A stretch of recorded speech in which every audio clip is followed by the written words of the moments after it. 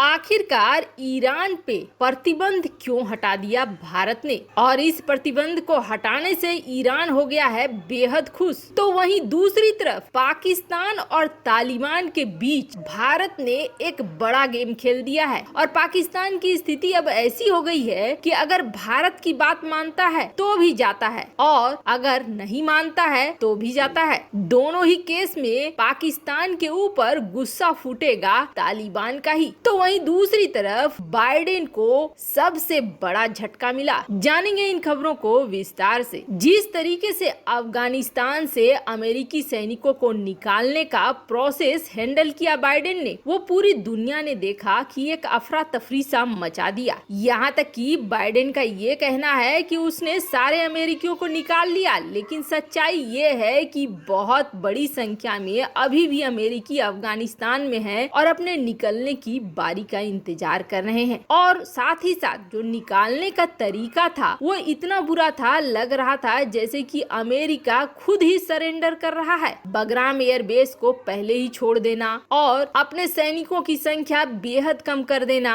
हथियारों को इस तरीके से $80 बिलियन के हथियारों को छोड़ देना जो तालिबान के हाथ लग गया पूरा, किसी भी एयरबेस को उड़ाना नहीं, बर्बाद नहीं करना, ये सारी चीजें दिखा रही थी कि बाइडेन ने बिल्कुल अपरिपक्व ढंग से अफगानिस्तान में सेना की वापसी की। लोगों के बीच खास करके बाइडेन के इस रवैये से जहां गुस्सा है, तो वहीं दूसरी तरफ बाइडेन को अक्सर देखा जा रहा है सोते हुए ही, और चीन के खिलाफ ढंग से खड़ा होते हुए कभी भी नहीं दिखते हैं बाइडेन की बॉडी लैंग्वेज और लैंग्वेज दोनों ही चीन के खिलाफ कभी मजबूत नहीं होती है। अब इसका असर तो दिखना ही था। अब अमेरिकी जनता बाइडेन की जगह ट्रंप को ज्यादा पसंद कर रही है और इसका नजारा देखने को मिला अमेरिकी राज्य वर्जीनिया में। दरअसल यहाँ पर गवर्नर के पद के लिए चुनाव हो रहा था, जिसमें बाइडेन की पार्टी डेमोक्रेटिक पार्टी को जबरदस्त हार मिली है और इसे बाइडेन के लिए सबसे बड़ा सियासी झटका माना जा रहा है। बीते कुछ दिनों से ही ऐसे संकेत मिलने शुरू हो गए थे कि इस राज्य में पार्टी का समर्थन अब खिसक रहा है। अब आपको बता दें, बाइडेन की चिंता बढ़ गई है। बुधवार सुबह आए चुनाव के नतीजे ने उन्हें पूरी तरीके से झकझोर दिया है, क्योंकि 2009 से वर्जीनिया में डेमोक्रेटिक पार्टी लगातार जीत रही थी। पिछले साल राष्ट्रपति चुनाव में भी यहाँ जो बाइडेन को पूर्व राष्ट्रपति डोनाल्ड ट्रंप के ऊपर भारी बढ़त मिली थी, लेकिन एक साल के अंदर वहाँ सियासी हवा जिस तरीके से बदली है, उसे राष्ट्रपति बाइडेन की नाकामियों के खिलाफ जनता के गुस्से के रूप में देखा जा रहा है। आपको बता दें, सबसे बड़ी बात यह है कि अपनी पार्टी के उम्मीदवार के प्रचार के लिए राष्ट्रपति जो बाइडेन भी पहुंचे और पूर्व राष्ट्रपति बराक ओबामा भी पहुंचे, लेकिन इस बार कुछ भी काम नहीं आया और इसे माना जा रहा था राष्ट्रपति बाइडेन के लिए एक बहुत ही कड़ा इम्तिहान। तो वहीं दूसरी तरफ आपको याद होगा वो मामला, जिस मामले में 20,000 करोड़ रुपए के ड्रग्स पकड़े गए थे अदानी के पोर्ट में, जिसके बाद अदानी की बड़ी बेइज्जती हो रही थी और ये कहा जा रहा था कि ऐसा बिल्कुल नहीं हो सकता है कि अदानी को पता न हो और उसके पोर्ट पर इतना बड़ा कंसाइनमेंट, इतना बड़ा माल उतरे। हालांकि जब चीजें चलने लगी, पता करने की कोशिश होने लगी, तो पता चला कि ये जो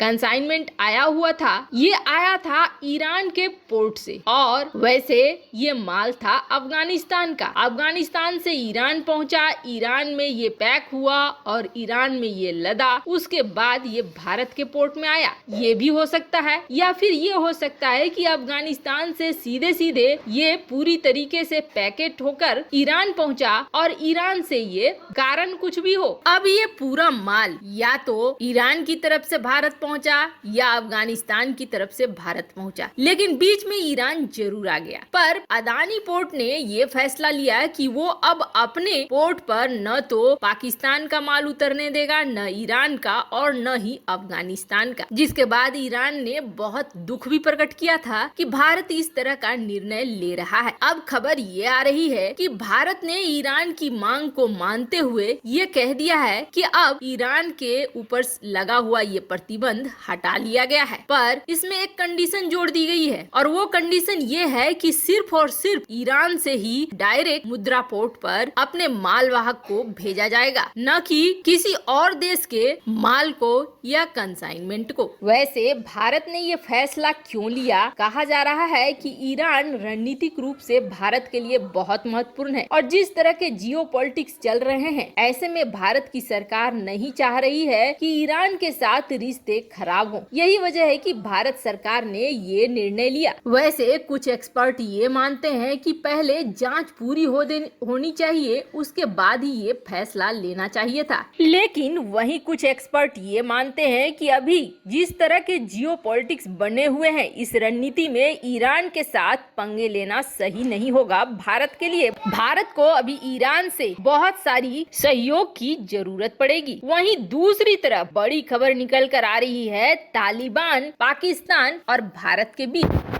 अब भारत ने वो गेम खेला है जिस गेम में बुरी तरीके से फंस गया है पाकिस्तान। पाकिस्तान कभी नहीं चाहता है कि अफगानिस्तान मामले में भारत बीच में आए। इसके लिए तो उसने मीटिंग में आने से मना भी कर दिया। लेकिन अब भारत की इस रणनीति को कैसे पार करेगा? दरअसल अफगानिस्तान में मानवीय सहायता की जरूरत है। अफगानिस्तान दुनिया भर के देशों से ये कह रहा है कि हमें मानवीय सहायता भेजो, और इस मामले में पाकिस्तान भी मदद कर रहा है और ये कह रहा है दुनिया भर को कि अफगानिस्तान को बहुत जरूरत है, प्लीज अफगानिस्तान को मानवीय सहायता भेजो। हालांकि पाकिस्तान ये चाहता है कि डॉलर्स भर भर कर आए, लेकिन दुनिया अब पाकिस्तान से भी ज्यादा चालाक और डॉलर भर भर के नहीं बल्कि अनाज के रूप में या फिर दवाइयों के रूप में ये मदद भेज रही है। ऐसे में भारत ने भी ये कहा है कि हम 50,000 टन गेहूं भेजेंगे अफगानिस्तान को। अब अफगानिस्तान को भेजने की बात हुई, तालिबान बहुत खुश हो गया, उसने भारत के इस सहयोग को